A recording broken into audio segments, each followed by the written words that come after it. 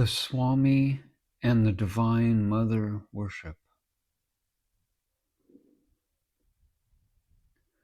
The story of the glimpses which I caught of this part of the Swami's life would be singularly incomplete if it contained no mention of his worship of the Mother.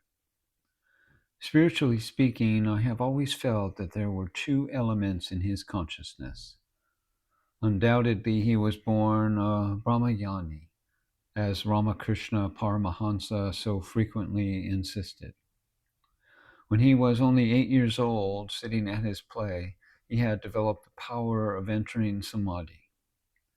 The religious ideas towards which he naturally gravitated were highly abstract and philosophical, the very reverse of those which are commonly referred to as idolatry. In his youth, and presumably when he had already been some time under the influence of Sri Ramakrishna, he became a formal member of the Sadharan Brahmo Samaj. In England and America, he was never known to preach anything that depended on a special form. The realization of Brahman was his only imperative, the Advaita philosophy his only system of doctrine, the Vedas and Upanishads his sole scriptural authority. And yet, side by side with this, it is also true that in India the word mother was forever on his lips. He spoke of her as we of one deeply familiar in the household. He was constantly preoccupied with her. Like other children, he was not always good. Sometimes he would be naughty and rebellious, but always to her. Never did he attribute to any other the good or evil that befell. On a certain solemn occasion, he entrusted to a disciple a prayer to her, the Divine Mother, that in his own life had acted as a veritable charm. He added suddenly, turning with what was almost fierceness upon the receiver, "And mind, make her listen to you when you say it. None of that cringing to mother. Remember." Every now and then he would break out with some new fragment of description. The right hand raised in blessing, the left hand the sword. "Her curse is blessing," would be the sudden exclamation that ended a long reverie. On becoming a half lyric in the intensity of his feeling, deep in the heart of hearts of her own flashes the blood-red knife of Kali. Worshippers of the Mother are they from their births, in her incarnation of the sword. From him was gathered in such moments as these almost every line and syllable of a certain short psalm called The Voice of the Mother, which I wrote and published about this time. "I worship the terrible," he was continually saying, and once, "It is a mistake to hold that with all men pleasure is the motive. Quite as many are born to seek after pain. Let us worship the terror for its own sake." No devil worship. He had a wholehearted contempt for what he regarded as squeamishness or mawkishness. He wasted few words on me when I came to him with my difficulties about animal sacrifice in the temple. He made no reference, as he might have done, to the fact that most of us, loudly as we may attack this, have no hesitation in offering animal sacrifice to ourselves. He offered no argument, as he easily might have done, regarding the degradation of the butcher and the slaughterhouse under the modern system. "Why not a little blood to complete the picture?" was his only direct reply to my objections. And it was with considerable difficulty that I elicited from him and from another disciple of Sri Ramakrishna sitting near the actual facts of the more austere side of Kali worship, that side which has transcended the sacrifice of others. He told me, however, that he had never tolerated the blood offering commonly made to the demons who attend on Kali. This was simple devil worship, and he had no place for it, his own effort being constantly to banish fear and weakness from his own consciousness, and to learn to recognize the mother as instinctively in evil, terror, sorrow, and annihilation, just as in that which makes for sweetness and joy. And it followed that the one thing could not away with was any sort of watering down of the great conception. Fools, he exclaimed once, as he dwelt in quiet talk on the worship of the terrible, on becoming one with the terrible. Fools, they put a garland of skulls round thy neck, and then start back in terror, and call thee the merciful. And as he spoke, the underlying egoism of the worship that is devoted to the kind God, to providence, the consoling divinity, without a heart for God in the earthquake or God in the volcano, overwhelmed the listener.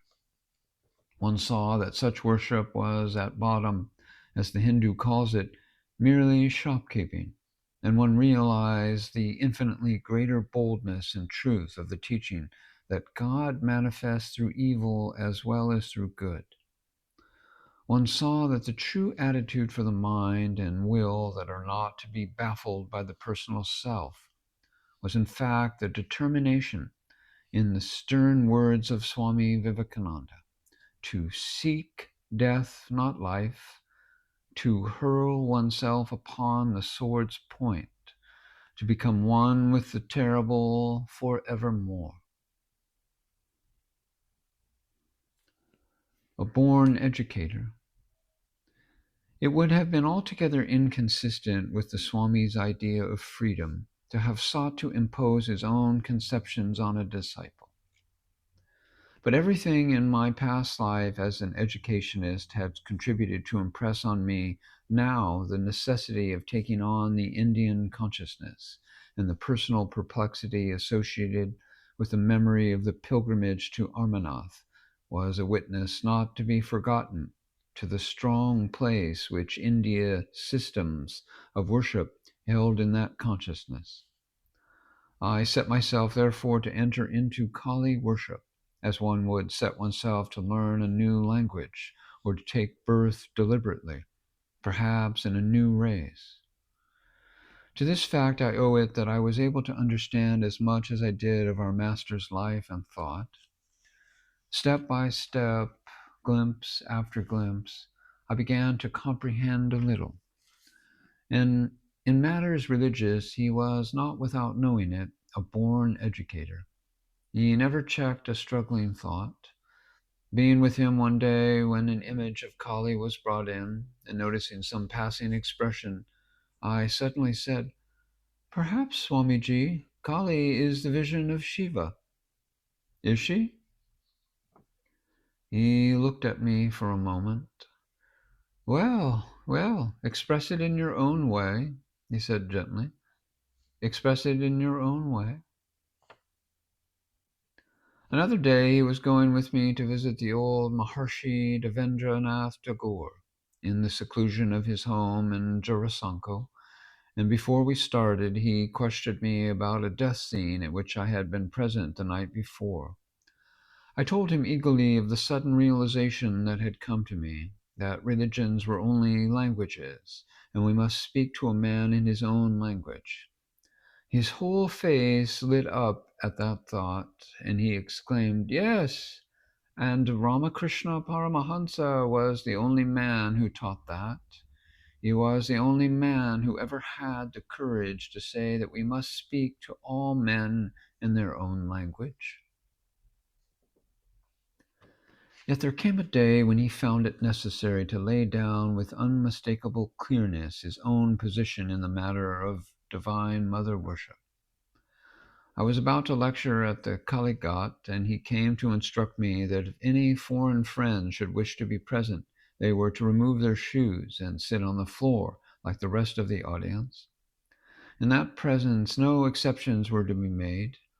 I was myself to be responsible for this. In no temple anywhere ought there to be any exception. No one has any respect for a man who cannot stand for the dignity and sacredness of his own place of worship. After saying all this, however, he lingered before going, and then, making a shy reference to Colonel Hay's poem of Guardian Angels, he said, "That is precisely my position about Brahman and the gods. I believe in Brahman and the gods, and not in anything else." He was evidently afraid that my intellectual difficulty would lie where his own must have done, in the incompatibility of the exaltation of one definite scheme of worship with the highest Vedantic theory of Brahman. He did not understand that to us who stood about him, he was himself the reconciliation of these opposites and the witness of the truth of each. Following up this train of thought, therefore, he dropped into a mood of half soliloquy and sat for a while talking disjointedly, answering questions, trying to make himself clear, yet always half absorbed in something within, as if held by some spell he could not break. Once he said, "How I used to hate Kali and all her ways. That was the ground of my 6-year fight, that I would not accept her. But I had to accept her at last. Ramakrishna Paramahansa dedicated me to her, and now I believe that she guides me in every little thing I do, and does with me what she will. Yet I fought so long. I loved him, you see, and that was what held me. I saw his marvelous purity. I felt his wonderful love. His greatness had not dawned on me then. All that came afterwards, when I had given in. At that time I thought him a brain-sick baby, always seeing visions and the rest, and I hated it. And then I, too, had to accept her. No, the thing that made me do it is a secret that will die with me. I had great misfortunes at that time. It was an opportunity. She made a slave of me. Those were the very words, a slave of you. And Ramakrishna Paramahansa made me over to her, strange as it seems. He lived only 2 years after doing that, and most of the time he was suffering. Not more than 6 months did he keep his own health and brightness. Guru Nanak was like that, looking for the one disciple to whom he would give his power, and he passed over all his own family. His children were as nothing to him, till he came upon the boy to whom he gave it, and then he could die. You see, the future will call Ramakrishna Paramahansa an incarnation of Kali, do you think? Yes, I think there's no doubt that she worked up the body of Ramakrishna for her own ends. You see, I cannot but believe that there is somewhere a great power that thinks of herself as feminine and called Kali, the mother. And I believe in Brahman too. But is it not always like that? Is it not the multitude of cells in the body that make up the personality? The many brain centers, not the one, that produce consciousness? Unity in complexity, just so. And why should it be different with Brahman? It is Brahman. It is the one. And yet, it is the gods too. Similarly, he had returned from a pilgrimage in Kashmir, saying, "These gods are not merely symbols, they are the forms that the bhaktas have seen." And it is told of Sri Ramakrishna that he would sometimes speak, coming out of samadhi, of the past experience of that soul that dwelt within him. He who came as Rama, as Krishna, as Jesus, dwells here. And then he would add playfully, turning to a disciple, but not in your Vedanta sense, huh, Naren? Referring to Swami Vivekananda. Thus, we are admitted to a glimpse of the struggle that goes on in great souls for the correlation and the mutual adjustment of the different realizations of different times. On the one side, the mother, on the other side, Brahman. We are reminded of the Swami's own words heard long ago. The impersonal God, seen through the mists of sense, is personal. In truth, it might well be that the two ideas could not be reconciled. Both conceptions could not be equally true at the same time. It is clear enough that in the end, as a subjective realization, either the mother must become Brahman or Brahman the mother.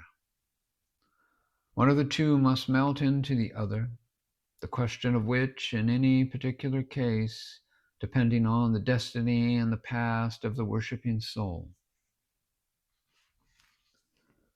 For my own part, the conversation I have related marked an epoch. Ever since it took place, I have thought I saw in my master's attitude a certain element of one who carried for another a trust confided to him. He would always, when asked to explain the image of Kali, speak of it as the book of experience, in which the soul turns page after page, only to find that there is nothing in it after all. And this, to my own mind, is the final explanation. Kali, the mother, is to be the worship of the Indian future. In her name will her sons find it possible to sound many experiences to their depths. And yet, in the end, their hearts will return to the ancient wisdom, and each man will know, when his hour comes, that all his life was but as a dream. Who does not remember the Veda-like words of the Gita that says, "Not verily, but avoiding action can a man rise to this inaction"? May we not similarly know for a certainty that not without going through this experience can we reach the realization at the end. Through the mother to Brahman, through new life and knowledge and many changes, through the struggles and victories and the defeats of the immediate future, to that safe haven of the soul where all is one and all is peace. As I look more and more closely into the life of that great teacher, Vivekananda, whom I have followed, I see each day with growing clearness how he himself was turning the pages of the book of experience, and that it was only when he had come to the last word that he could lie back like a weary child in the arms of his mother, to be wrapped away at last into the supreme revelation, knowing that all this was but a dream.